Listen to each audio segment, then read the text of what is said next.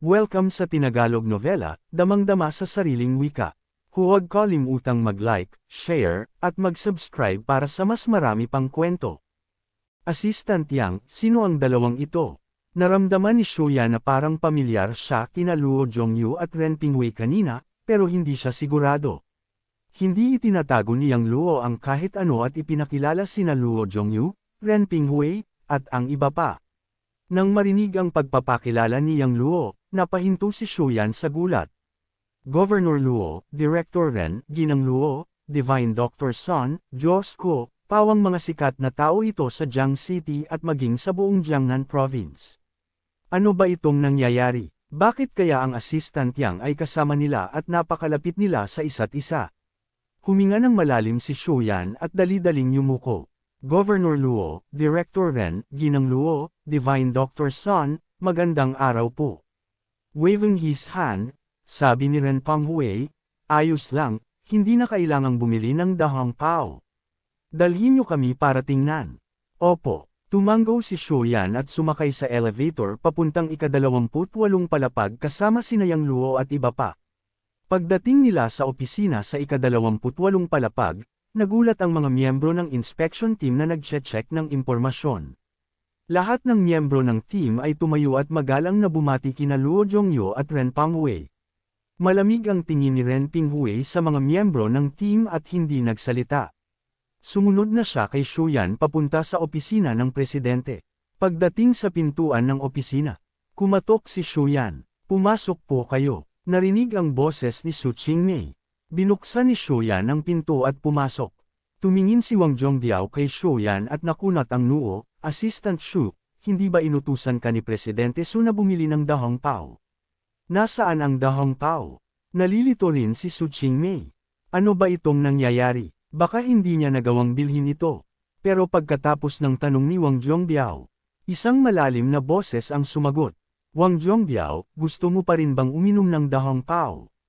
Bakit hindi ka nalang pumunta sa langit para uminom? Sino iyon? Sino ang nagsalita? Lumabas ka! Galit na sigaw ni Wang Zhongbiao.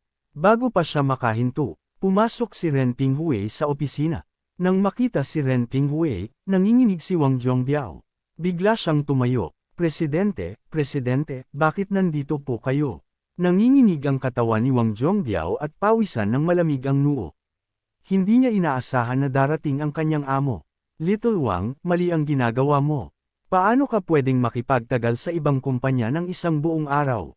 Kasabay ng matatag na boses, pumasok si Luo Zhongyu. Governor Luo, nanginginig si Wang Zhongbiao at pumuti ang mukha.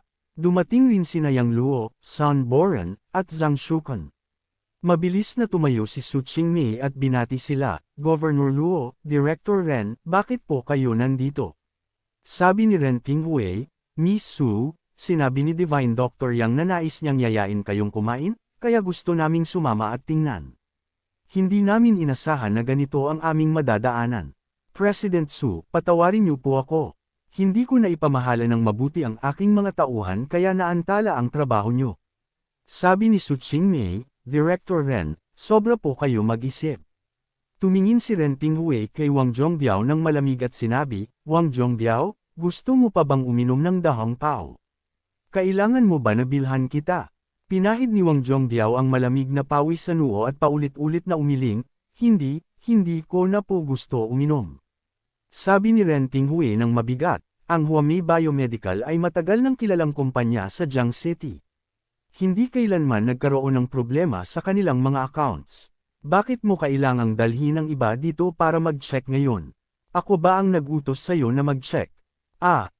Nanginginig at pilit na nagdadalawang isip si Wang Zhongbiao, hindi niya masagot ang tanong. Hindi niya gustong aminin na si Jiang Minggayo ang nag-utos sa kanya. Sisingilan kita bukas, Wang Zhongbiao. Lumayas ka na, sigaw ni Ren Pingwei at sinipa si Wang Zhongbiao. Opo, aalis na po ako. Hindi na umayaw si Wang Zhongbiao at mabilis na lumabas ng opisina. Pagkalabas ni Wang Zhongbiao, tumingin si Su Qingmei kay Yang Luo at nagtanong, Yang Luo, ano ba talaga ang nangyayari? Bakit kakasama ni na Governor Luo, Director Ren, Divine Dr. Sun, at Madam Luo? Ipinaliwanag ni Ren Pinghui kay Su Qingmei ang nangyari sa Villa No. 6 sa Mountain Viewing Villa ngayon araw. Nang marinig ito ni Su Qingmei, naintindihan niya na ang sitwasyon. Pero nagulat siya sa lawak ng koneksyon ni Yang Luo at sa lakas ng kanyang impluensya. Naaalala niya ang sinabi ng kanyang lolo noong araw ng kanilang engagement. Paano raw maituturing na isang gintong isda na naipit sa maliit na tubig? Magiging dragon ito kapag dumaan sa unos. Sigurado siyang hindi magtatagal ay lilipad na ito sa taas. Sabi ni Luo Zhongyu, Miss Su, gabi na. Huwag magpagod. Tara na kumain tayo. Si Miss Qin, dapat sumama rin.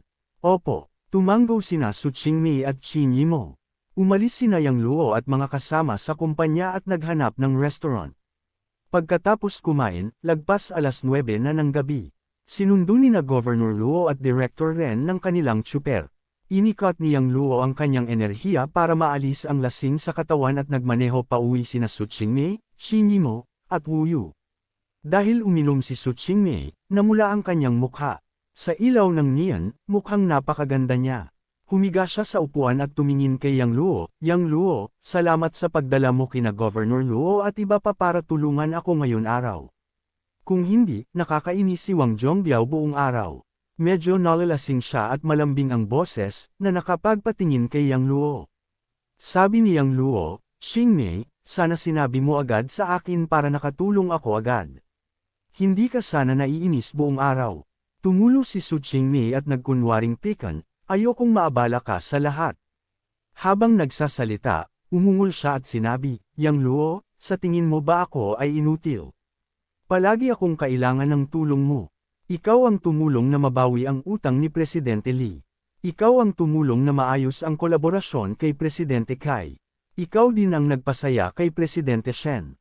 Ikaw din ang nagbigay ng sikreto sa ganda. Ikaw ang tumulong ayusin ang problema ngayon. Kung titingnan, kapag may problema ang kumpanya, ako ang walang magawa. Alam ni Yang Luo na dahil sa alak sinabi ito ni Su Qingmei. Mas nakilala niya ang babaeng ito sa mga naging pagsasamahan nila. Kahit mukhang matatag siya sa labas, malambot siya sa loob. Lalo na't siya ang nag-aalaga ng malaking kumpanya. Sobrang bigat ng responsibilidad niya. Napabuntong hininga siya at sabi, Qingmei, ano ba ang ibig mong sabihin na hindi ka nakatulong? Ang dahilan kung bakit nananatiling matatag ang Huami Biomedical ay dahil sa iyo, ang tagapangulo. Kung hindi dahil sa iyo, baka bumagsak na ang kumpanya bago pa ako nakatulong. Tama si Qin Yimo. Huwag mong sabihin na wala kang nagawa. Ikaw ang pinakamagaling, sabi ni Qin Yimo mula sa likuran. Dahil umiinom siya ng Chinese medicine, hindi siya nakainom kaya alerto pa. Huminga si Su Qingmei ng malalim na amoy alak at kinamot ang ulo, hindi ako magaling. Pakiramdam ko ay basura lang ako. Sabi ni Qin Yimo, Qingmei, lasing ka na. Magpahinga ka na, malapit na tayo. Hindi ako lasing, kaya ko pang uminom. Umiling si Su Qingmei at nagtanong, bakit hindi tayo magpatuloy sa bar? Hindi pwede, direktang tinanggihan ni Qin Yimo, kailangan mo nang magpahinga. Hindi ka na pwedeng uminom. Bigla, tumingin si Yang Luo sa rearview mirror at nakita ang isang itim na MPV na sumusunod sa kanila. Hindi niya ito pinansin noon, pero, ngayon napansin niya na ilang kalye na silang sinusundan. May mali, kumikitid ang kanyang mga mata at biglang nagbago ng direksyon. Lumayo siya mula sa daan papuntang Imperial River Court at tumawid sa overpass. Naguluhan si Qin Yimo, Brother Yang, mali ba ang daan? Hindi ba ito ang way papunta sa Imperial River Court? Malamig na sabi ni Yang Luo, sa tingin ko, sinusundan tayo. Anong, tinutugis tayo? Hindi napigilan ni Qin Yimo ang pagngingit-ngit. Nagbago ang ekspresyon ni Wu Yu at sinabi, Mr. Yang, sigurado ba tayong tinutugis tayo? Nang marinig ni Su Qingmei ang sinabi ni Yang Luo, bahagyang gumising siya at nagtanong, Yang Luo, sigurado ka ba na tinutugis tayo? Siguradong sigurado, tumanggo si Yang Luo bilang tugon. Ano ang gagawin natin ngayon? Nagtanong si Su Qingmei, sabay nating alamin kung ano ang gusto nilang gawin. Habang nagsasalita, pinalakas ni Yang Luo ang kanyang pedal at pinalakas ang takbo ng sasakyan. Habang pinalalakas ni Yang Luo ang takbo, pinalakas din ng MPV sa likod ang takbo nito. At hindi lang yun, bukod sa itim na MPV, ilang mga sasakyan pa ang pinalakas ang takbo. Nabigla si Yang Luo. Pinaikit niya ang kanyang mga mata at sinabi, marami pala silang sasakyan ang sumusunod sa atin. Anong, marami pala? Nanginginig si Qin Yimo at nagtanong, ilan ba silang sasakyan ang sumusunod? Tumingin si Yang Luo sa rearview mirror at sinabi, kung titignan, may 12 sasakyan pala ang sumusunod sa atin. 12. Tiningnan din ni Su Qingmei ang rearview mirror at napagtanto na tama nga ang sinabi ni Yang Luo. May masamang pakiramdam siya, bakit nga ba tayo sinusundan ng mga ito? Tanong niya, ano kaya ang gusto nila? Hindi ko pa alam sa ngayon.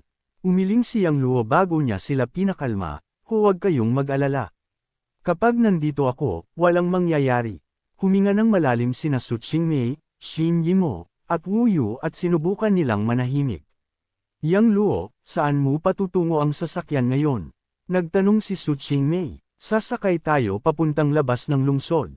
Papuntang labas ng lungsod. Nagkatinginan si Su Qingmei, bakit pa tayo pupunta sa labas ng lungsod?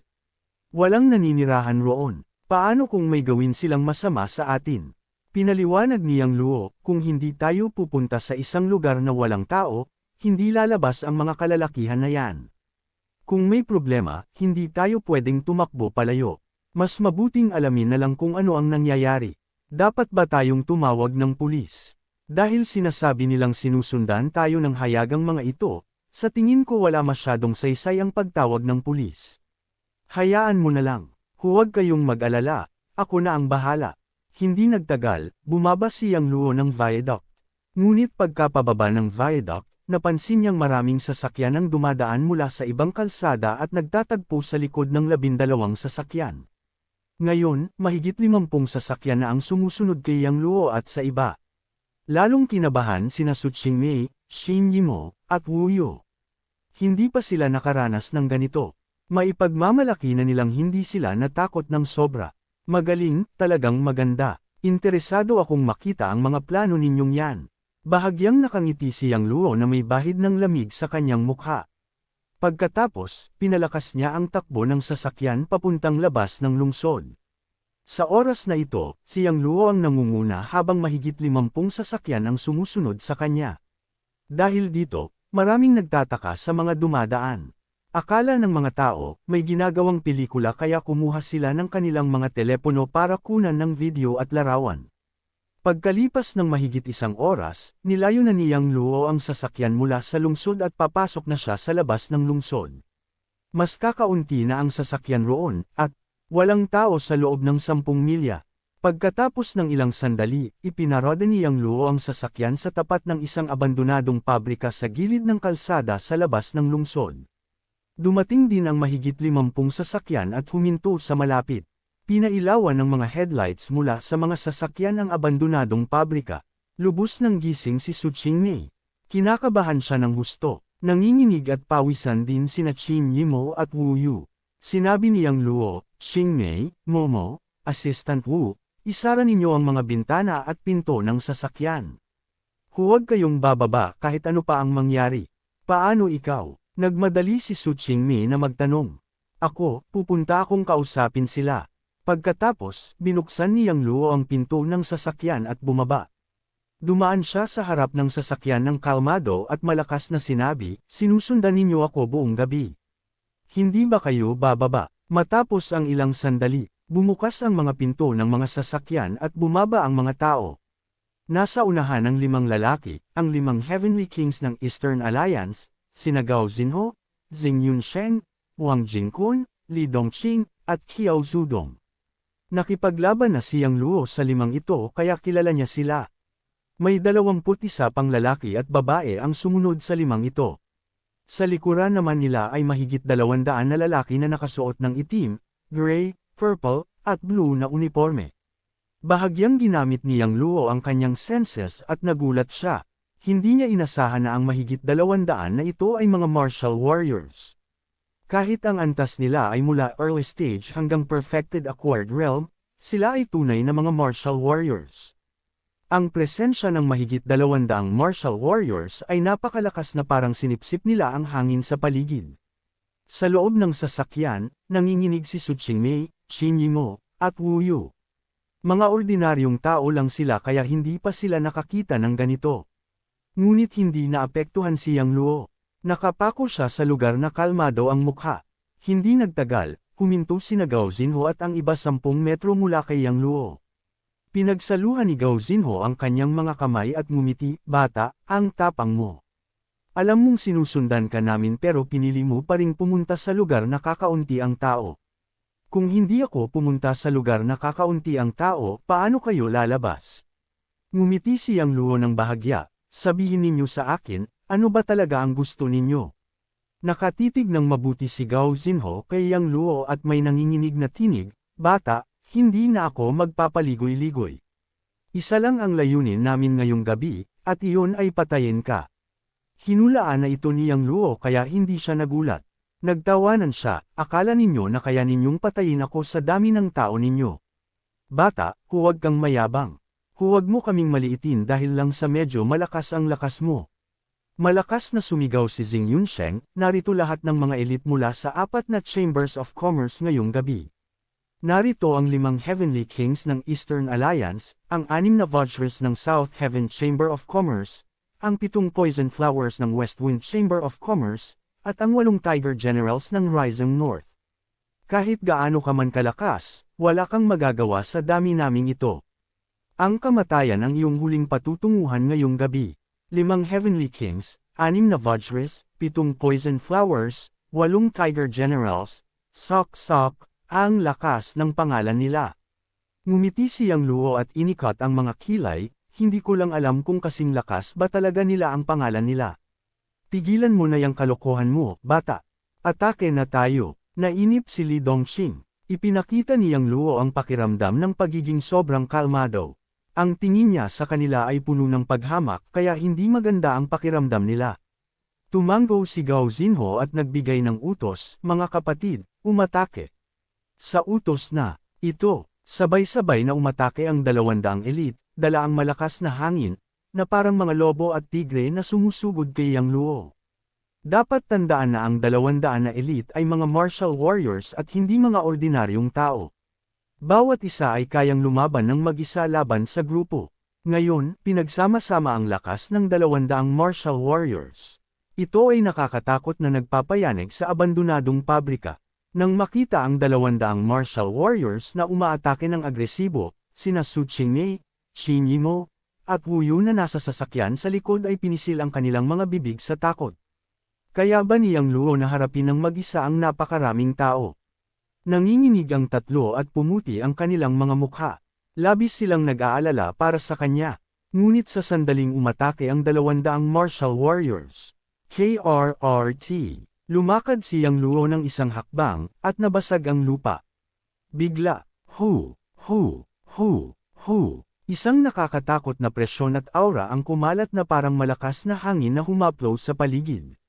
Sa susunod na sandali, ang mga martial warriors na nasa harapan, halos may 10, ay parabang nabundol ng maliit na bundok. Lahat sila ay sumigaw at lumipad palayo. Ang mga martial warriors na nasa harapan ay natapakan ng higit sa 10 metro palayo. May ilan na nabali ang mga buto, tadyang, at mga internal organs. Damaloy ang dugo mula sa kanilang mga bibig at tuluyan silang nawalan ng lakas sa laban. Nang makita ang eksenang ito, sa loob ng sasakyan, natigilan sina Su Qingmei at ang iba pa. Pumikit ng malaki ang kanilang mga mata. Ano ang nakita nila? Isang hakbang lang ang ginawa ni Yang Luo, ngunit mahigit 10 na ang napalipad nang hindi pa siya kumikilos.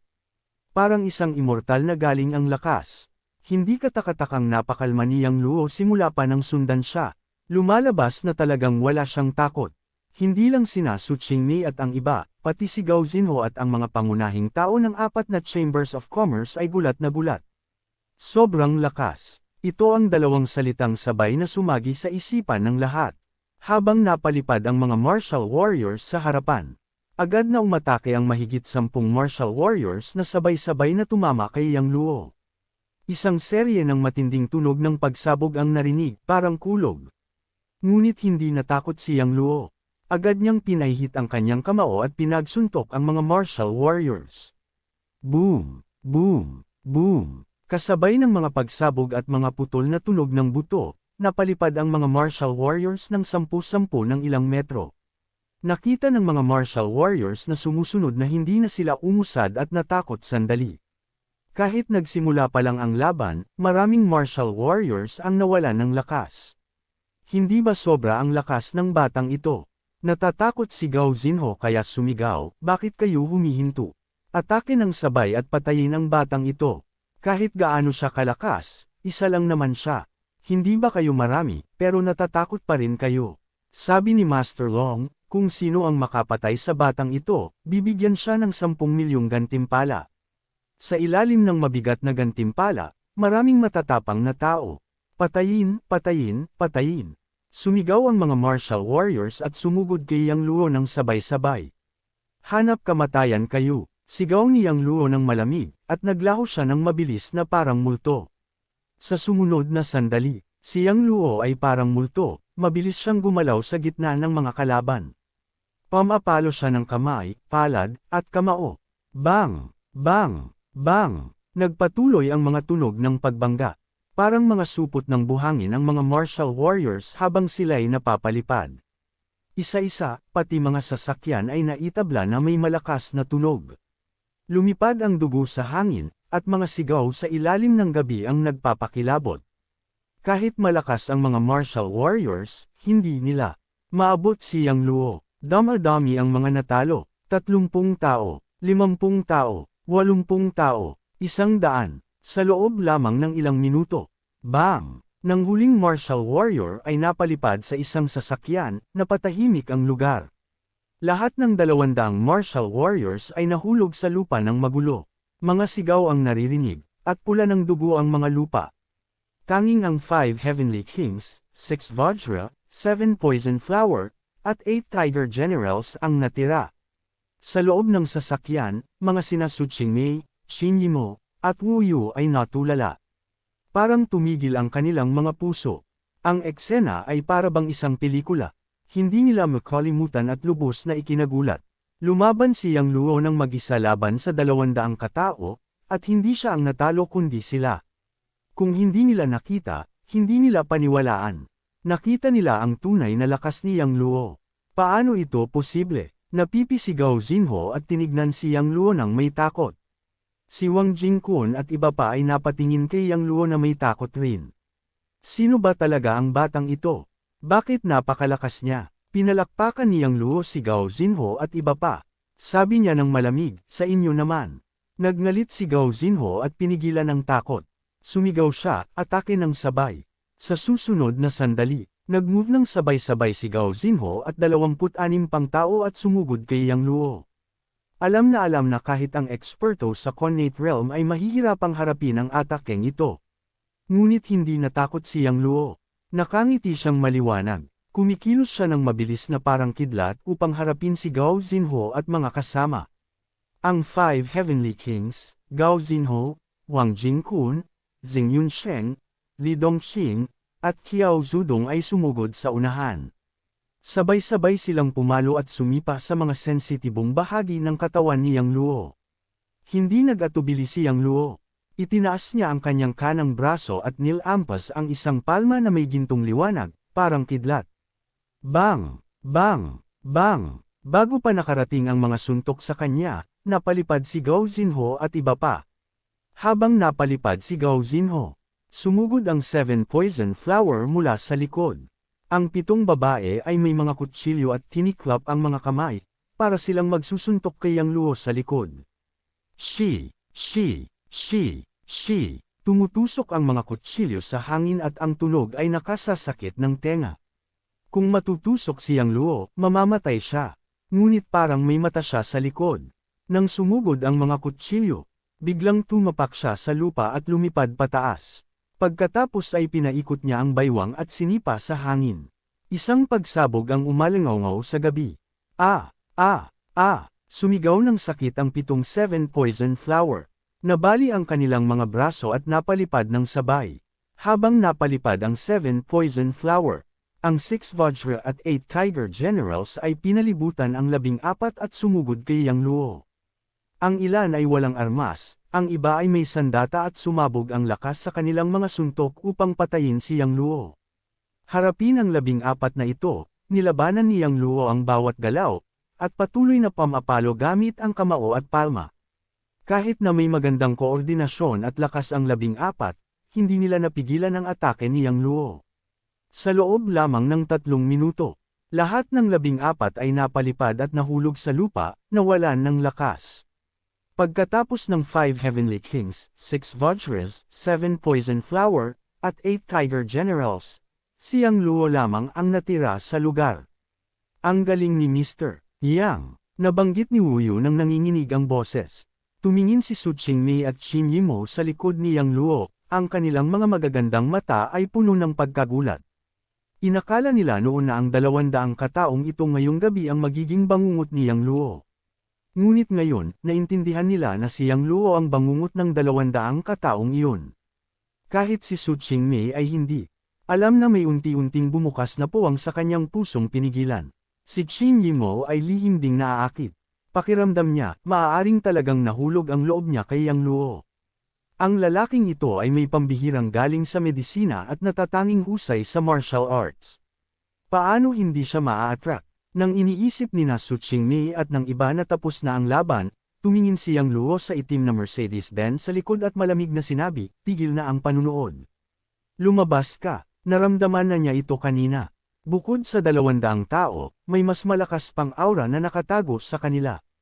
Ngunit nalito sina Su Qingmei at ang dalawa. Baka may ibang tao pa. Habang nagtataka ang tatlo, biglang, bang! Ang itim na Mercedes ay bumagsak ng malakas. Ang bubong ng Mercedes-Benz ay tinangay at bumagsak ng malakas sa lupa. Nakita ng lahat ang isang matandang lalaki na nakasuot ng itim, hindi hihigit sa 1.7 metro ang taas, at may mahabang kulay abo ang buhok, na tumalon palabas at nakatapak ng matatag sa lupa. Ito ang lihim na sandata ni Jiang Tianlong, si Sleeve Blade, Xia Jiyuan. Iniwan ni Xia Jiyuan ang kanyang mga kamay sa likuran at dahan-daang nilapitan si Yang Luo.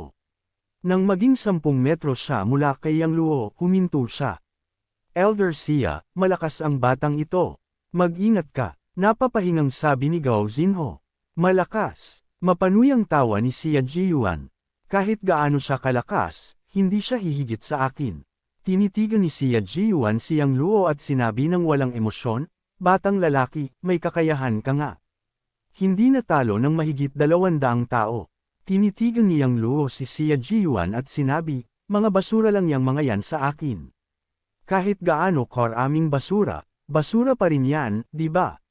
Nang marinig ito, galit na galit si Gao Xinho at ang iba, gusto nilang sirain si Yang Luo. Ngunit dahil sa lakas ni Yang Luo, hindi sila nang ahas. Inaasahan na lang nila si Xia Jiyuan.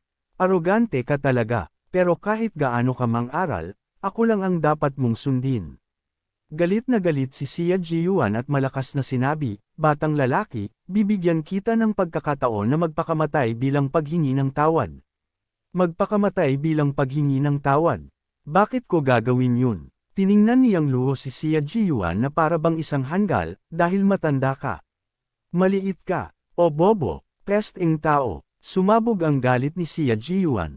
Ako ang Earth rank expert sa China, Sleeve Blade, Xia Jiyuan. Paano mo ako hinahamak? Karapat-dapat kang parusahan. Earthly rank expert. Naguluhan si Yang Luo, ano ba ang rankang na yan? Mga hanggal ba kayo doon? Hanap ka ng kamatayan. Walang pakialam si Xia Jiyuan sa dignidad ng isang eksperto. Sigaw niya at sabay na inihagis ang mga kamao. Whoosh! Whoosh! 2 gintong kutsilyo ang sumabog mula sa kanyang manggas, dumaan sa hangin, patungo kay Yang Luo. Ang 2 gintong kutsilyo ay kasing bilis ng kidlat, parang 2 gintong kidlat, papunta kay Yang Luo. Ito ang espesyalidad ni Xia Jiyuan, flying knife technique. Nagalak sina Gao Xinho at ang iba. Para sa kanila, imposible para kay Yang Luo na makaiwas sa mga pal-iPad na kutsilyo ni Xia Jiyuan. May balita sa martial arts na perfect na ang teknik ni Xia Jiyuan. Kapag ginamit, walang makaliligtas. Pero ang ikinagulat ng lahat ay hindi gumalaw si Yang Luo nang lumapit ang mga kutsilyo. Para bang natakot siya, akala ng lahat, alam ni Yang Luo na hindi niya kayang iwasan, kaya sumuko na siya. Pero bigla, itaas ni Yang Luo ang kanyang kanang kamay at hinawakan ng hangin. Sumunod na segundo, nahuli ni Yang Luo ang dalawang gintong kutsilyo sa kanyang palad. Paano nangyari yan? Nahuli ng batang ito ang pal-iPad na kutsilyo ni Elder Sia. Sabi ni Wang Jingquan, hindi makapaniwala. Tingnan din ng iba, natakot. Sila, hindi akala ng lahat ang ganitong eksena. Huwag, nagulat si Sia Jiyuan. Hindi niya inasahan na mahuhuli ni Yang Luo ang kanyang pal-iPad na kutsilyo. Tapos na yan. Umiling si Yang Luo, anong klaseng earth rank ang expert yan? Parang basura lang. Tahimik ka. Nang sumigaw si Sia Jiyuan, muli niyang nil-iPad ang mga kutsilyo. Whoosh! Whoosh! Whoosh! Whoosh! 34 na gintong kutsilyo ang sabay na nil-iPad kay Yang Luo. Nanginginig ang katawan ni Yang Luo. Lumabas ang gintong true chi sa kanyang katawan at naging isang true chi barrier. Ding, ding, ding. Nagbanggaan ang mga kutsilyo sa barrier na kumikislap. Hindi lang mga kutsilyo ang naharangan, pati ang mga ito ay naipit sa hangin. Nagulat sina Su Qingmei at ang iba, parang special effects sa pelikula. External True Chi Release. Isa kang Grandmaster Realm Expert. Namangha si Sia Jiyuan. Dati, hindi siya naniwala na bata pa si Yang Luo ay Grandmaster Realm Expert.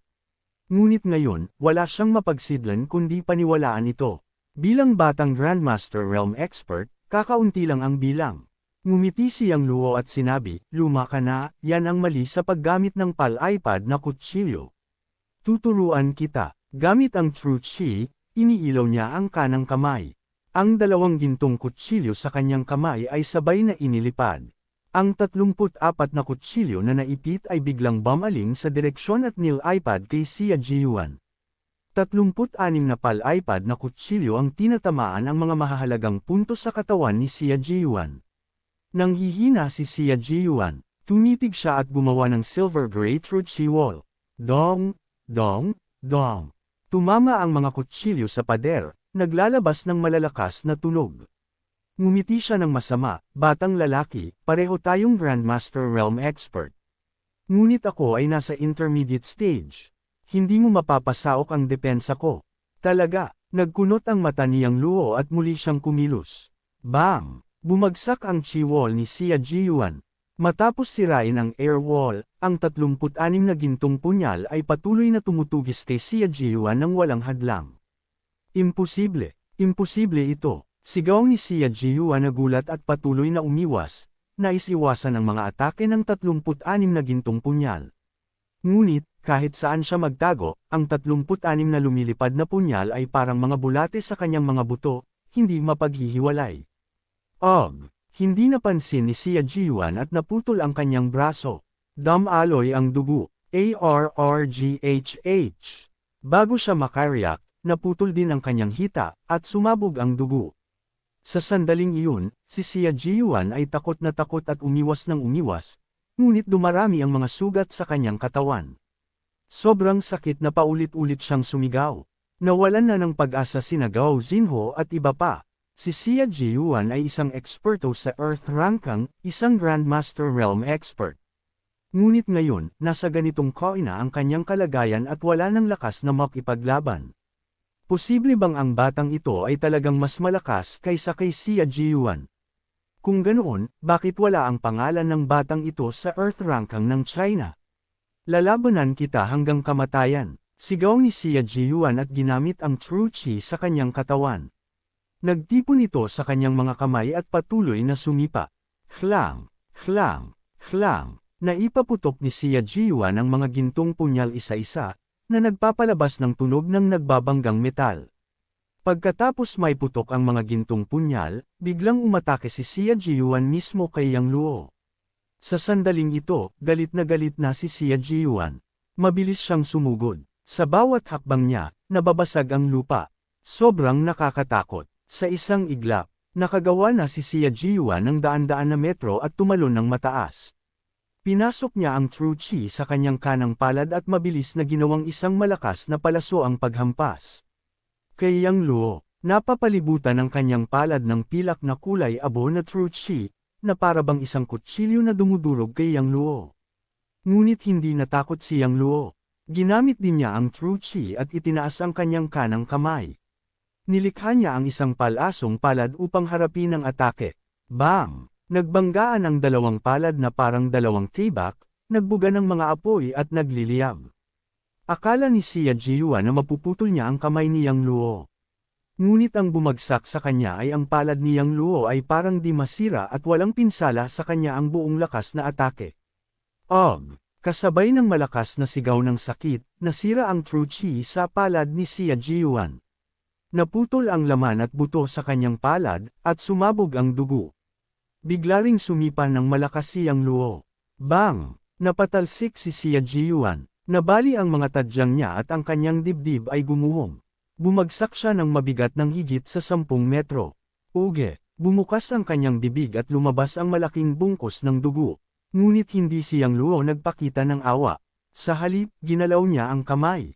Ang 36 na maiikling gintong punyal na nakahinto sa kalangitan ay biglang kumilos. Bumutis sila sa gabing langit at tumugis kay Xia Jiyuan. Nanginginig si Xia Jiyuan sa takot.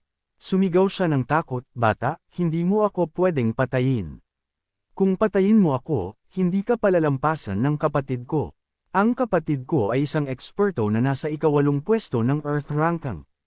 Kapag nalaman niyang patay na ako, dudurugin ka niya." Matiag ang sinabi ni Yang Luo, "Mas mabuti pa kung hindi lumabas ang kapatid mo. Kung maglakas loob siya, siya rin ang mangyayari sa iyo." Pagkatapos niyang matapos magsalita, cough, cough, cough, 36 na gintong punyal ang tumusok sa iba't ibang parte ng katawan ni Xia Jiyuan. Ang pinakapanganib ay isang kutsilyo sa puso at isa sa lalamunan. Napalaki ang mga mata ni Xia Jiyuan sa pagkayamot, galit, at takot habang bumagsak siya. Ganap na siyang patay. Hindi niya inasahan na siya, isang marangal na eksperto ng Earth Ranking, ay mamamatay sa isang walang pangalan na alipin. Kung bibigyan siyang pumili muli, hindi na niya tatanggapin ang trabahong ito. Sa puntong ito, ang mga eksperto na nasa ika-62 pwesto ng Earth Ranking ay nagpalit na ng may-ari. Hindi nagpakita ng kahit anong emosyon si Yang Luo sa pagpatay kay Xia Jiyuan. Hindi siya nagpapakita ng awa sa mga gustong pumatay sa kanya.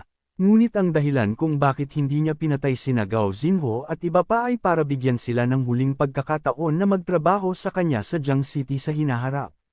Pagkatapos, nilapitan ni Yang Luo ang kotse kung saan nakaupo si Su Qingmei at ang dalawa pa. Tahimik ang buong lugar, naririnig lamang ang mga yapak ni Yang Luo at ang kanilang paghinga. Sobrang nakakatakot. Sobrang nakakatakot talaga. Si Xia Jiyuan na nasa ika-62 pwesto ng Earth Ranking ay namatay lang ng ganoon. At higit pa, ang taong naglaro ng mga punyal sa buong buhay niya ay namatay din sa mga ito. Isang uri ng irony, ngunit ipinakita rin ito kay Gao Xinhuo at iba pa kung gaano kalakas si Yang Luo. Anong klaseng nakakatakot na nilalang ang kanilang napag-alitan. Pagkalipas ng ilang sandali, nilapitan ni Yang Luo ang kotse at kumatok sa bintana. Nagulat si Su Qingmei, Xin Yimo, at Wu Yu at biglang bumalik sa realidad. Nagmadali si Su Qingmei na ibaba ang bintana at tiningnan si Yang Luo na may halo-halong emosyon, takot, at hindi pagkakakilanlan sa mga mata. Ganoon din sina Xin Yimo at Wu Yu. Sa mga panahong kasama nila si Yang Luo, palagi siyang matapang, sarkastiko, at walang pakialam. Kahit nakita na nila ang mga atake ni Yang Luo, hindi pa nila nakita siyang pumatay. At ngayon, nakita nilang pumatay siya. Pati isang eksperto, mula sa martial arts na mundo. Tumingin si Yang Luo sa mga mata ng 3 babae at napailing sa puso. Alam niya na tinromo niya sila. Ngumiti siya ng banayad at sabi, "Pasensya na kung natakot kayo." Hindi sumagot ang 3 babae, tahimik silang tumingin kay Yang Luo. Nagsalita ulit si Yang Luo, "Assistant Wu, ikaw ang magmaneho.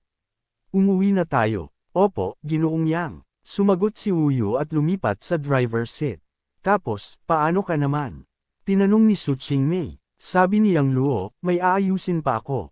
Tandaan mong mag-ingat." Pinaalalahanan siya ni Su Qingmei. Ngumiti si Yang Luo, "Huwag mag-alala." Pagkatapos, yumandal si Wu Yu at umalis. Pagkatapos mawala ang kotse, tumalikod si Yang Luo at tumingin kay Gao Xinhuo at iba pa. Sa isang tingin, kinabahan at napatigil ang puso nila. Pabilis ang paghinga at pinawisan. Darating na ba ang hindi maiiwasan? Papatayin ba sila ng batang ito? Wala na silang balak na lumaban. Kung namatay si Xia Jiyuan sa kamay ng batang ito, ano pa ang silbi ng paglaban? Ngunit hindi na naman pumatay si Yang Luo. Sa halip, tumingin siya kay Qiao Zudong at sinabi, "Ikaw, dalhin mo ako kay Jiang Tianlong at sa iba pa." Nagulat sina Gao Xinho at iba pa. Ano ang ibig sabihin nito? Papatayin ba ni Yang Luo si Master Long at ang iba? Kung gagawin niya iyon, baka magbago ang lahat sa Jiang City. Alam ni Qiao Zudong na hindi siya maaaring tumanggi, kaya pumunta siya sa isang kotse at binuksan ang pinto. Itinaas ang kamay at sinabi, "Ginoong Yang, pakiupo po." Sumakay si Yang Luo, sumakay din si Qiao Zudong sa kotse, pinatakbo ito, at umalis. Gabi na, Dragon Bay Manor. Ang pangunahing bulwagan ng Manor ay maliwanag ang ilaw. Nakahinti ng may kaba ang mga pangulo ng apat na pangunahing Chamber of Commerce sa Jiang City, sina Jiang Tianlong, Xu Yaocheng, Feng Haidong, at Zhong Lingyun. Ilang oras na ang nakalipas, nakatanggap sila ng balita na si Gao Xinho at ang iba pa ay kumilos na. Ngunit hanggang ngayon, wala pa silang natatanggap na tawag. Kaya hindi nila alam ang kinalabasan ng gabi. Hindi nila alam kung napatay na ba si Yang Luo. Tumingin si Xu Yaocheng sa kanyang relo at nag-alinlangan na sinabi, "Anong nangyayari?" Tanghali na pero wala pang balita. Nakangiti naman si Feng Haidong at nagbaka sakali, tama nga, ilang oras na ang lumipas. Hindi naman siguro sila nabigo. Tahimik lang si Zhong Lingyun, pero bahagyang kinakabahan. Naalala niya ang eksena noong nakipaglaban siya kay Yang Luo noon. Ang batang iyon ay napakalakas talaga. Kahit na si Earth rank ang expert Xia Jiyuan ay kumilos, kaya nga ba talaga niyang patayin si bata? Bagamat medyo nag-alala si Jiang Tianlong, hindi niya ito ipinakita. Itinuwid niya ang kamay at sinabi, "Mga kasama, kalma lang. Ngayon, nagpadala tayo ng mahigit 200 na piling tao. Kasama ang tulong ni Elder Xia, kahit na may 3 ulo at 6 na braso ang batang iyon, tiyak na mamamatay siya." Tumanggo sina Xu Yaocheng, Feng Haidong, at Zhong Lingyun, at bahagyang nabawasan ang kanilang pag-aalala. Tama nga, kung mahigit 200 na piling tao at si Old Xia ang kasama, imposible para sa batang iyon na makaligtas kahit na siya ay Grandmaster Realm Expert. Lumipas ang mga segundo, mabilis na naging alauna ng madaling araw. Sabi ni Xu Yaocheng, "Pakiramdam ko may mali. Tatawagan ko na lang para alamin ang nangyari." Habang nagsasalita, inilabas ni Xu Yaocheng ang cellphone para tumawag. Ngunit sa sandaling iyon, may narinig na mga yabag mula sa labas. Tumingin si Jiang Tianlong at ang 3 pa. May isang tao ang lumapit. Siya ay si Qiao Zudong. Nang makita si Qiao Zudong na bumalik, napanatag si Jiang Tianlong at ang iba. Ibig sabihin, tagumpay ang operasyon ngayong gabi. Pagpasok ni Qiao Zudong sa bulwagan, agad na tinanong ni Jiang Tianlong, "Zudong, kumusta ang sitwasyon? Patay na ba ang batang iyon?" Ngunit hindi sumagot si Qiao Zudong. Bahagyang ibinaba niya ang ulo at nanatiling tahimik. Pilit na pinilit ni Feng Haidong, "Zudong, anong ginagawa mo? Sabihin mo na, hindi na ako makahintay." Pagkatapos niyang sabihin iyon, biglang, swoosh, kasabay ng matinis na tunog. Isang gininto ang punyal na may dugo ang sumirit mula sa labas at tumama sa pader sa likod ni Jiang Tianlong. Nagulat sina Jiang Tianlong, Xu Yaocheng, Feng Haidong, at Zhong Lingyun, agad silang lumingon sa pader.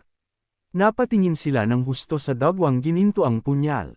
Si Feng Haidong ang unang natigilan at sinabi ng masaya, "Hindi ba ito ang gininto ang punyal ni Elder Xia?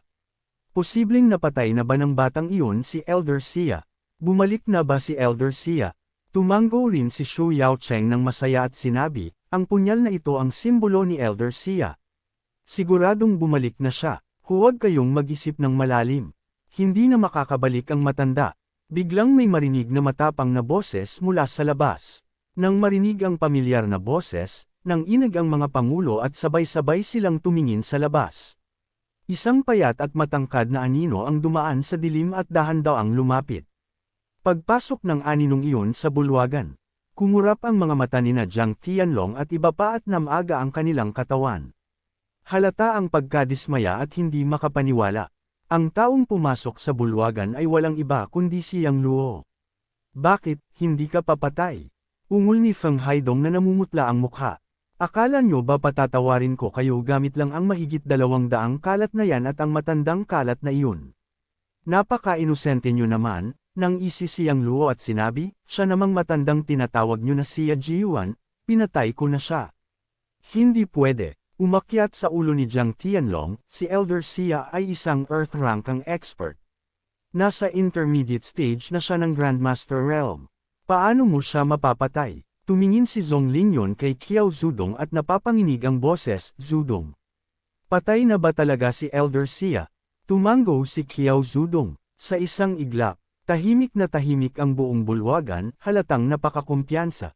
Patay na nga si Earth rank ang expert siya Jiyuan. Hindi sila makapaniwala, pero tumango si Qiao Zudong kaya wala silang magawa kundi maniwala. Huminga ng malalim si Jiang Tianlong at bumagsak sa upuan ng mahina, anak, ikaw ang nanalo. Patayin o torturin mo na kami ayon sa gusto mo. Huminga ng malalim sina Xu Yaocheng, Feng Haidong, at Zhong Lingyon. Hindi na sila magpapakipot at naghanda na harapin ang kamatayan. Kahit si Siya Jiyuan ay namatay. Anong silbi pa ang paglaban? Tumingin siyang Luo kay Jiang Tianlong at sa iba na walang emosyon, kung gusto ko talaga kayong patayin, hindi kayo mabubuhay hanggang ngayon. Noon, sigurado silang pagtawanan siyang Luo. Ngunit ngayon, naniwala sila. Talagang malakas ang batang ito. Bakit mo kami palaging pinakakawalan? Nagtanong si Jiang Tianlong na naguguluhan. Sumagot siyang Luo, gusto kong pagtrabahuhin kayo. Kayo ang mga pinuno ng Jiang City at kilala ninyo ito ng husto. Kapag nagtulungan tayo, marami akong hindi na kailangang gawin ng personal. Nagngingit-ngit si Jiang Tianlong at sabi, tapat lang kami kay King Zenon. Hindi kami gagana para sa iyo. Mas mabuti pang patayin mo na kami. Nako, may tiwala pa rin kayo. Napangiti siyang Luo at binago ang usapan. Kaya nga sinabihan ko kayong ipatawag si King Zenon dito sa Jiang City para makita niya ako. Pagkatapos ng saglit, lumamig ang mga mata niyang Luo at sinabi, ito na ang huling pagkakataon na ibinibigay ko sa inyo, at ito ang huling babala. Ipatawag si King Zenon dito. Kung hindi kayo susunod, wasakin ko kayo. Pagkatapos nito, umalis siyang Luo. Kahit na umalis na siyang Luo, hindi pa rin makabawi sina Jiang Tianlong at iba pa. Umuukilkil pa rin ang mga salita niyang Luo sa kanilang mga tainga. Tahimik ang paligid. Huminga ng malalim si Jiang Tianlong at sinabi kay Qiao Zudong, Zudong, ikwento mo na ang nangyari ngayong gabi. Hindi nagtago si Qiao Zudong at sinabi ang lahat ng nangyari. Habang nagsasalaysay si Qiao Zudong, nagbago-bago ang mga ekspresyon sa mukha ni na Jiang Tianlong at iba pa. Parang tumigil ang kanilang mga puso. Nang matapos si Qiao Zudong, tuluyan nang nawalan ng pag-asa ang apat. Pagkalipas ng ilang sandali, nakabawi sila. Master Long, anong gagawin natin ngayon? Tanong ni Xu Yaocheng. Tiningnan din siya ni na Feng Haidong, Zhong Lingyon, at Qiao Zudong. Tahimik si Jiang Tianlong ng sandali, saka sinabi ng malalim, Old Xu, Old Feng, Sister Zhong, mag-book na tayo ng flight papuntang Pang City para makipagkita kay King Zenon. Talaga bang ipapatawag natin si King Zenon? Nag-alinlangan si Xu Yaocheng. Huminga ng malalim si Jiang Tianlong at sinabi, walang ibang paraan. Siguro si King Zenon lang ang makakapigil sa batang iyon ngayon. Kinabukasan, sa loob ng Huamei Biomedical, abala si Xu Yan sa pag-aasikaso ng mga dokumento.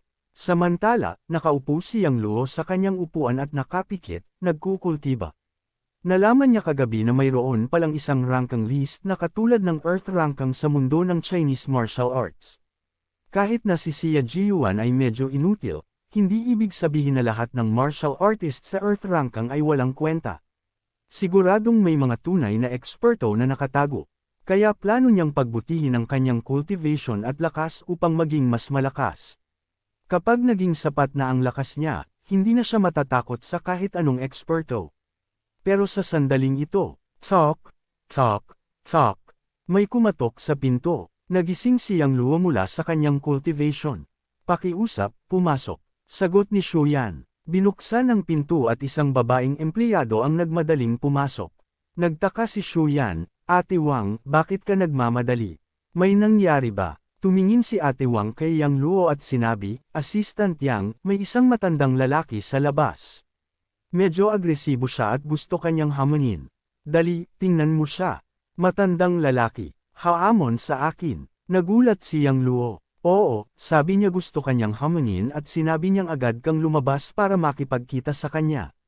Sige, lalabas ako ngayon. Tumanggo si Yang Luo at lumabas ng opisina nang may halong pag-aalinlangan. Sinundan siya ni Shuyan at Ate Wang.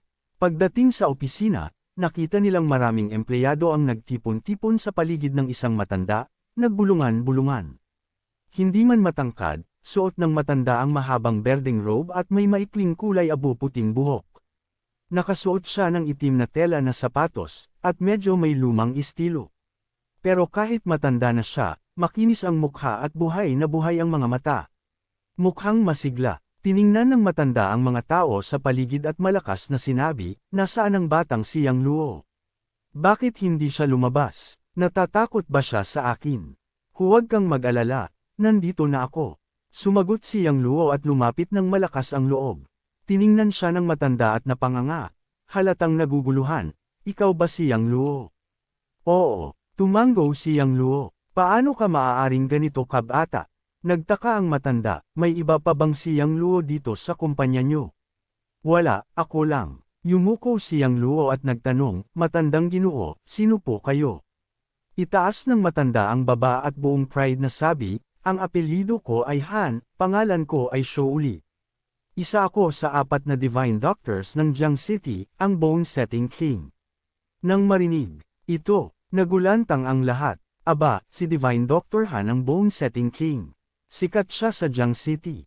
Kayang-kaya niyang magpagaling ng mga balet pailay. Bakit kaya niya ako haamon? Alam kaya niya na may alam din akong medisina. Nag-usap-usap ng masigasig ang mga tao, litong-lito. Nang marinig ni Yang Luo ang pagpapakilala ni Han Shouli at ang usapan, naintindihan niya. Yumuko si Yang Luo at ngumiti, so, si Divine Dr. Han po pala ito. Marami na po akong narinig tungkol sa inyo. Iwinagayway ni Han Shouli ang kamay at sabi, sige, bata, huwag kang magpa-proud. Dumating ako para hamunin ka. Hamon po, nagtataka si Yang Luo. Sabi ni Han Shouli, ilang araw na ang nakalipas, tinawagan ako ni Old Huang at Old Cao at sinabi na may isang divine doctor dito sa Jiang City na hindi lang mahusay sa acupuncture at Chinese medicine, kundi mahusay din sa bone setting. Sabi pa nila, mas magaling daw ang bone setting technique niya kaysa sa akin. Hindi ako mapaniwala, kaya pagbalik ko kagabi sa Jiang City, nagpasya akong hamunin ka ngayon. Isa lang ang bone setting king sa Jiang City, ako lang, Han Shouli. Halika, magkompetensya tayo, tingnan natin sino ang mas mahusay. Walang masabi si Yang Luo. Talagang nakikipagbalahan sina Huang Taien at Cao Jizheng. Sabi ni Yang Luo na parang walang magawa. Sige, Elder Han, kung gusto mo magkompetensya, paano mo gusto gawin ito? Nag-isip si Han Shouli sandali, tapos tumingin sa mga tao sa paligid at sabi, sino man sa inyo na matagal nakaupo sa opisina ay siguradong may cervical spondylosis, shoulder periarthritis, at iba pang problema, di ba? Tama, mahirap talaga ang likod namin araw-araw. Sakit na sakit ako sa leeg. Lahat ay tumanggo. Sabi ni Han Shouli, sino man ang may cervical spondylosis at shoulder periarthritis, tumayo na. Maliban kay Su Qingmei, lahat ay tumayo. May 38 na tao ang may mga ganitong sakit. Sabi ni Han Shouli, bata, may 38 na pasyente tayo. Tingnan natin kung sino ang makakagamot ng higit sa kalahating oras. Tanggap mo ba ang hamon? Nag-shrug si Yang Luo, bakit hindi? Sa tingin niya ay magandang hamon ito. Kapag naayos ang lahat ng may problema, mas magiging epektibo sila sa trabaho. Masaya ang lahat ng malaman na libre ang paggamot ngayon. At karangalan rin na makatanggap ng paggamot mula kay Divine Dr. Han. Umiiling si Yang Luo at sinabi, Elder Han, kahit sino man ang manalo o matalo ngayon, ang titulo ng Bone Setting King ay sayo pa rin. Hindi ako interesado sa mga titulong ito.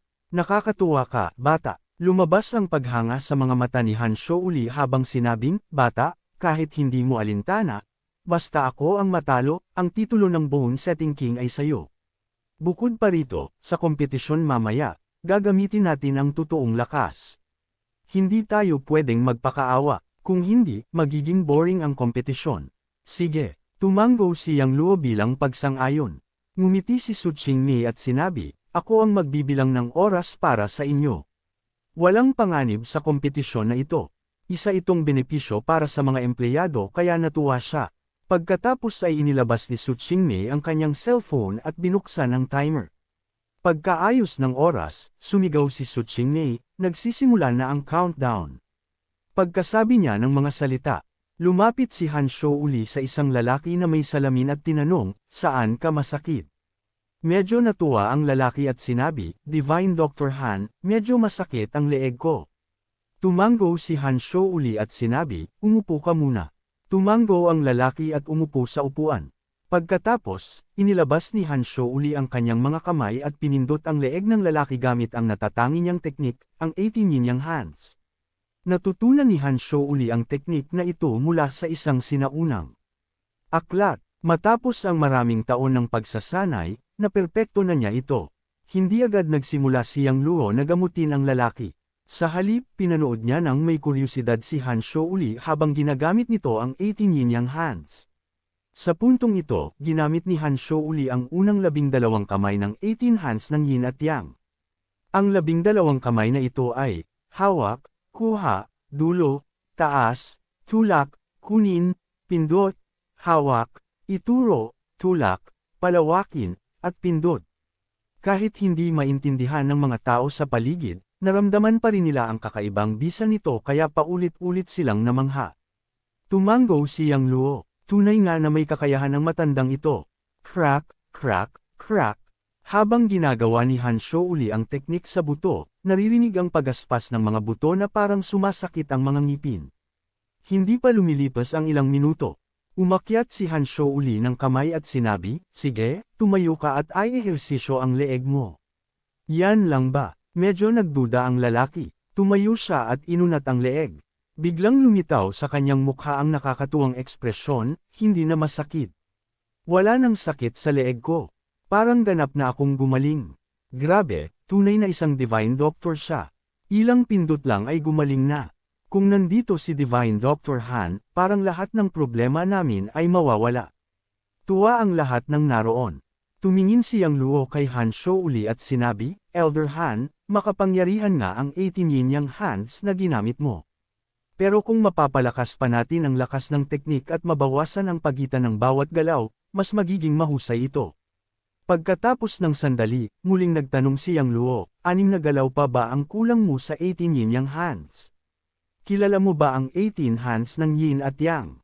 Napatingin si Han Shou uli kay Yang Luo na halatang hindi makapaniwala. Kailangan malaman na ang 18 yin yang hands ay natatanging teknik ni Han Shou uli. Hindi ito kilala ng marami. Ngumiti si Yang Luo nang may kabab ang loob at sinabi, kaunti lang. Saan ang 6 na huling kamay? Tanong ni Han Shou uli. Walang alinlangan, sinabi ni Yang Luo. Ang 6 na huling kamay ay straighten, tug, clench, rub, shake, at vibrate. Ha! Nagulat si Han Shou uli, paano mo nalaman? Siya lang ang nakakaalam ng 6 na huling galaw ng 18 hands ng yin at yang. Kahit sina Huang Tian, Cao Jisheng, at Sun Boren ay hindi pa ito natutunan.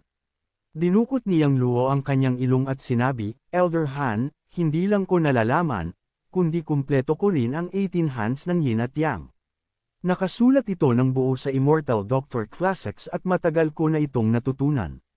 Hindi pa rin naniwala si Han Shou uli at sinabi, bata, lahat naman pwedeng magyabang. Kung kaya mo, ipakita mo. Ang mahirap sa 18 hands ng yin at yang ay ang 6 na huling galaw. Kahit alam mo pa ito, hindi mo ito magagamit. Dahil wala sa aklat ang mga huling galaw, naniniwala siyang nawala na ito at imposibleng malaman. Sige, subukan ko. Tumango si Yang Luo. Tumingin siya sa isang batang babae na may maikling buhok at sinabi, ganda, hindi ba masakit ang balikat mo? Opo, umiiling ng maraming beses ang babae at nagulat, Assistant Yang, alam mo pa nga. Marami sa Huamei Biomedical ang hindi alam na marunong pala si Yang Luo ng medisina. Kaya nang imungkahi ni Han Shou uli na magkompetensya sila sa medikal na kakayahan, parehong nagulat at na-curious ang mga tao. Ngumiti si Yang Luo at sinabi, ang tradisyonal na medisina ay may 4 na paraan ng diagnosis, panoorin, amuyin, itanong, at hawakan. Ang pag-oobserba ang pinaka-basic. Gagamutin mo ba ako? Mabilis na tanong ng babae. Siyempre, tumango si Yang Luo at sinabi, umupo ka at ako na ang bahala. Nagduda ang babae pero sumunod at umupo. Tumingin sa kanya ang mga empleyado, gustong makita kung kaya ba ni Yang Luo gamutin ang babae. Tumingin rin si Han Shou uli, interesado kung kaya ni Yang Luo ang 18 yin yang hands. Nagsimula si Yang Luo na gamitin ang 18 hands ng yin at yang para ay masahe ang mga buto ng babae. Ginamit pa niya ang true chi sa kanyang katawan upang mapabilis ang paggaling. Una, hindi naniwala si Han Shou uli, pero nang makita niya na ginagamit ni Yang Luo ang 18 yin yang hands, namangha siya. Talagang alam ng bata ang 18 hands ng yin at yang, at bihasa siya. Pagkalipas ng ilang sandali, ginamit ni Yang Luo ang unang 12 galaw, saka sinimulan ang ika-13, ika-14, at ika-15 na galaw. Habang ginagawa ni Yang Luo ang teknik, naramdaman ng babae ang init sa kanyang balikat at nakangiting komportable. Paano ito posible? Hindi mapigil ni Han Shou uli ang kanyang pagkasabik at sigaw. Dahil sa sobrang saya, nanginginig ang kanyang katawan. Talagang alam ng bata ang 18 hands ng yin at yang, at ginagamit pa ang 6 na huling galaw. Nawala na yata ang mga galaw na iyon, saan kaya ito natutunan ng bata? Namumula ang mukha ni Han Shou uli at bumibilis ang paghinga. Tinitigan niyang mabuti ang mga kamay ni Yang Luo, hindi nga siya makapaniwala. Pero napakahirap ng mga huling galaw kaya hindi niya ito agad matutunan. Sa loob ng 3 minuto, umakyat si Yang Luo ng kamay at sinabi, "Ganda, tumayo ka at ay ehersisyo ang mga balikat mo." "Oo, opo." Tumango ang babae at tumayo para ay ikot ang balikat. "Sige, ganap ng gumaling. Hindi na masakit ang balikat ko." "Salamat, Assistant Yang. Ang galing mo talaga sa medisina." Labing tuwang-tuwa ang babae at paulit-ulit siyang pinasalamatan. Sa sandaling ito, ang mga empleyadong dati may pag-aalinlangan kay Yang Luo ay ganap nang naniwala na talagang may alam si Yang Luo sa medisina. "Assistant Yang, agad mo akong gamutin. Masakit ang leeg ko. Ako muna ang unahin mo. Masakit ang likod ko. Huwag naman kayong mga lalaki, wala ba kayong galang? Hindi ba pwede unahin ang mga babae?" Parang isang pulutong ng mga bubuyog, nagkagulo ang mga empleyado, gustong gamutin sila ni Yang Luo. Naiwang nalito si Yang Luo sa pagitan ng pagtawa at pagluha. Sabi niya, "Huwag kayong magmadali. Isa-isa tayo." Sa sumunod na panahon, ginamit ni Yang Luo ang 18 hands of yin and yang upang gamutin ang mga empleyado isa-isa. At nang isagawa niya ang huling 6 na galaw, sinadyang pinabagal niya ito upang mas malinaw itong makita ni Han Shou uli. Bagamat medyo matigas ang ulo ang matandang ito, kahanga-hanga ang kanyang dedikasyon sa pagsasanay sa tradisyonal na medisina. Kaya gusto rin ni Yang Luo na ituro sa kanya ang susunod na 6 na galaw. Matapos gamutin ang 6 na empleyado, lumingon si Yang Luo kay Han Shou uli at ngumiti, "Elder Han, nagkakompetensya na tayo ngayon. Kung hindi ka magsisimulang maggamot, mananalo na ako." Nang marinig ito ni Han Shou uli, agad siyang kumilos at nagsimulang gamutin ang kanyang mga empleyado. Nakatayo sa tabi si Yang Luo at pinagmamasdan, paminsan-minsan nagbibigay ng mga payo kay Han Shou uli. Sa gabay ni Yang Luo, naramdaman ni Han Shou uli na mas naging bihasa siya sa paggamit ng 18 yin yang hands. Lalo na sa huling 6 na galaw. Natutunan niya ito ng mga 30%, ngunit sa tulong ni Yang Luo, unti-unti niya itong naaalala.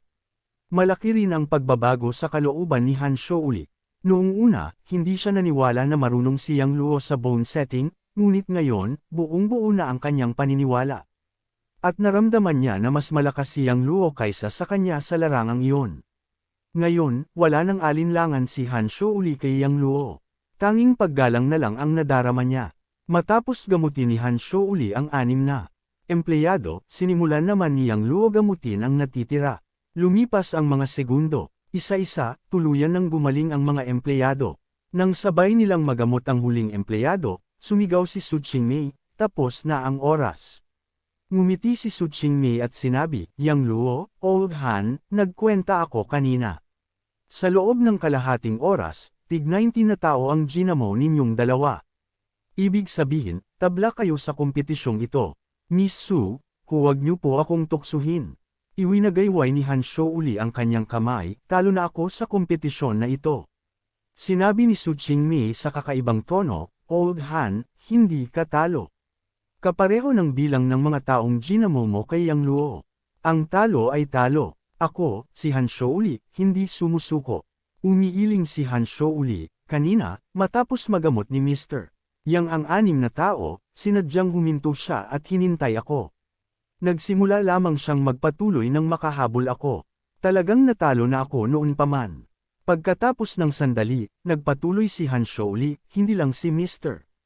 Yang ang marunong ng buong 18 hands of yin and yang, mas mataas pa ang kanyang anta sa bone setting kaysa sa akin. Natalo niya ako sa aking larangan. Tinatanggap ko ang pagkatalo. Nang marinig ito, mas lalo pang tumaas ang paghanga ni Yang Luo.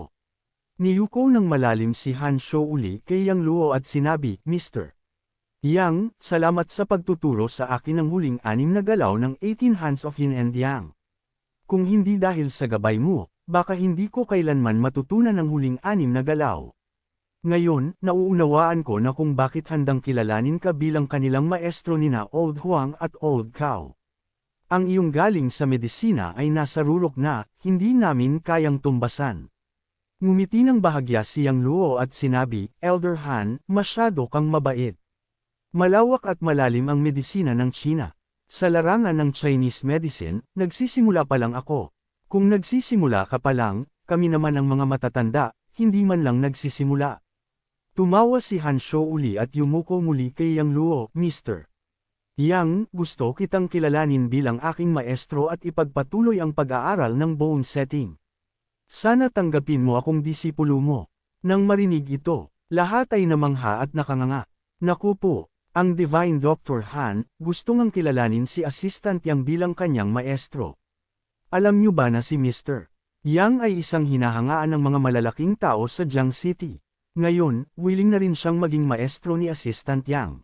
Kapag kumalat, siguradong magtatakang lahat. Palaging tinatago ni Assistant Yang ang totoong galing niya. Hindi ko inakalang ganoon kagaling siya. Sunod-sunod na nagsalita ang mga tao, mas lalo silang humanga kay Yang Luo. Wala namang masabi si Yang Luo kundi, Elder Han, bakit mo gustong kilalanin akong maestro mo? Tumingin si Han Shou uli at ngumiti, Mr. Yang, hindi ba tinanggap mo na sina Old Huang at Old Cao bilang mga disipulo mo? Pwede mo rin akong tanggapin, di ba? At hindi lang ako, kahit si Old Son, kapag nandito siya, kikilalanan ka rin bilang maestro niya kapag nakita niya ang galing mo. Old Son, napatingin si Yang Luo, tungkol ba sa Mystic Dr. King, Son Boren? Oo, siya iyan. Tumango si Han Shou uli, bakit? Kilala mo si Old Son.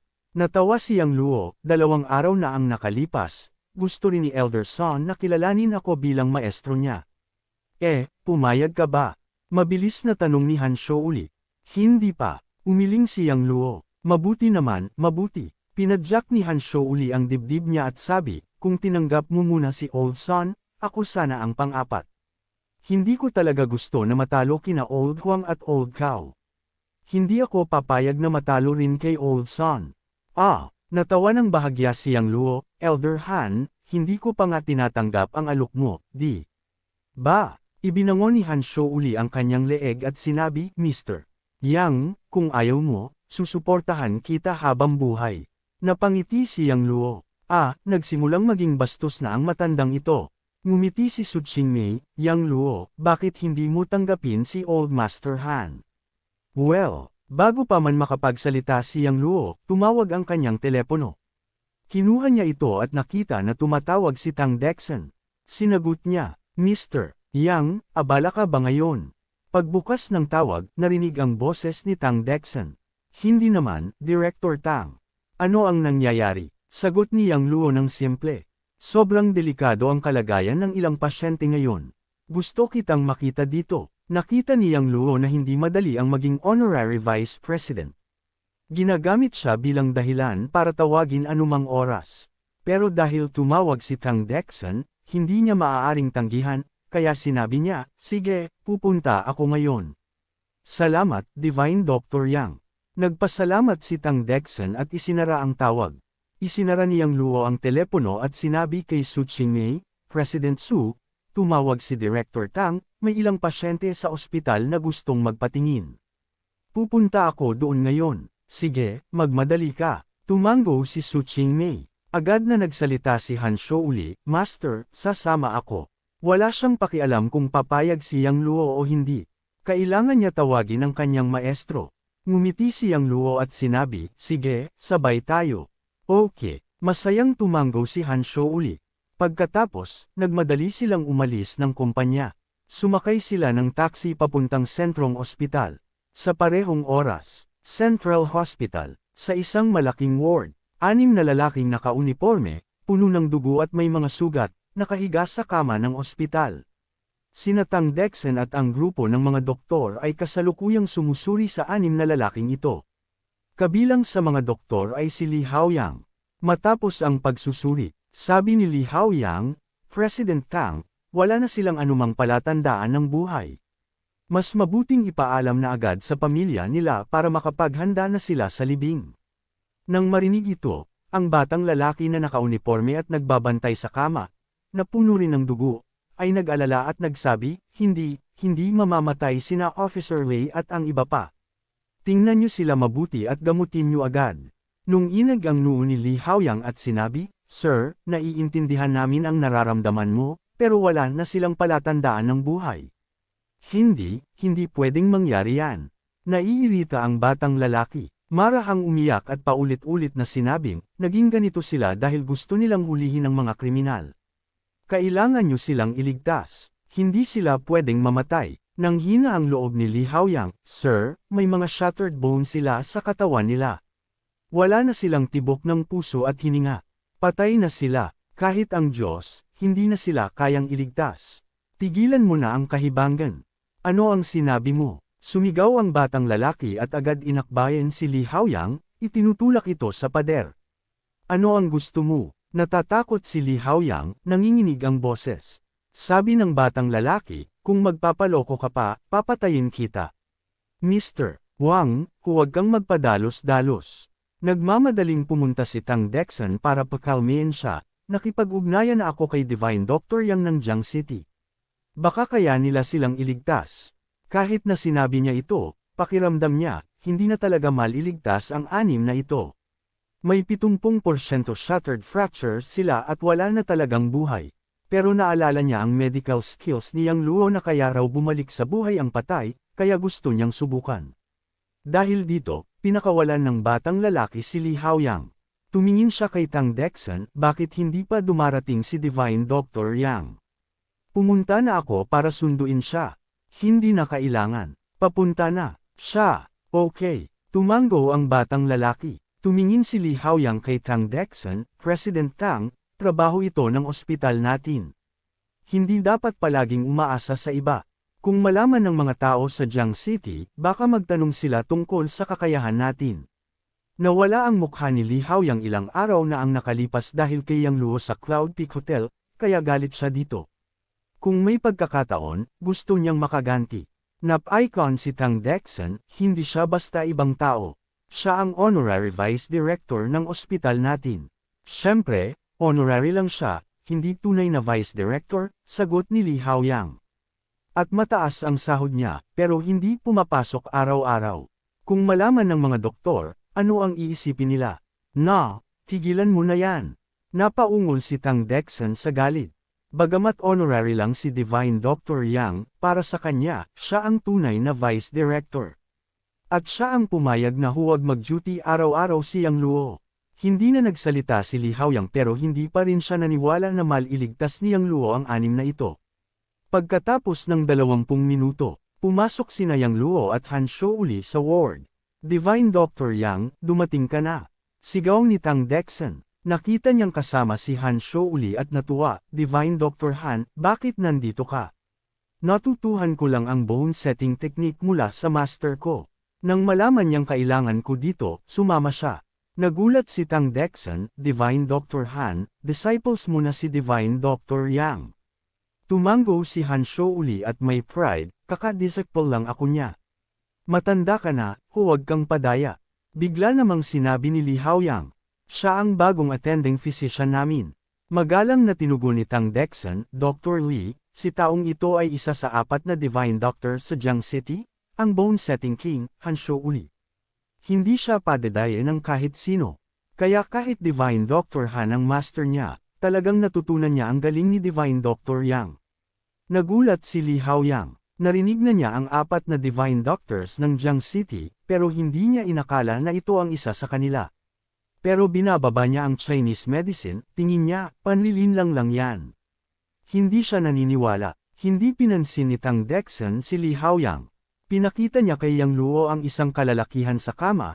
Divine Doctor Yang, ito si Officer Lei Gadong ng pulis sa Jiang City. Sila ang 5 kasama niya. Pakicheck kung pwedeng maligtas ang 6 na ito. Lumapit si Han Shou uli at kinurot ang pulso ng 6. Napabuntong hininga siya, President Tang, wala na silang hininga. Hindi na sila maliligtas. Nang makita ito, nangingilid ang luha ng batang lalaki, talaga bang hindi na sila maliligtas? Wala na bang pag-asa? Nag-isip si Tang Dexon, naging ganito sila dahil gusto nilang hulihin ang mga kontrabando. Mga bayani sila ng Jiang City. Sayang kung mawala sila ng ganito. Walang magawa si Han Shou uli, sabi ko na nga, wala na silang hininga at tibok ng puso. Napangiti si Li Haoyang, sino ang nagsabing hindi nila kaya? Biglang may boses na lumabas sa ward. Lahat tumingin kay Yang Luo. Divine Doctor Yang, kaya ba silang maligtas? Natuwa si Tang Dexon, syempre, kaya nila. Tumanggo si Yang Luo. Naguluhan si Han Shou uli, Master, patay na sila. Wala na silang palatandaan ng buhay. Sabi ni Yang Luo, patay nga sila, pero peking kamatayan lang ito. Hindi sila totoong patay.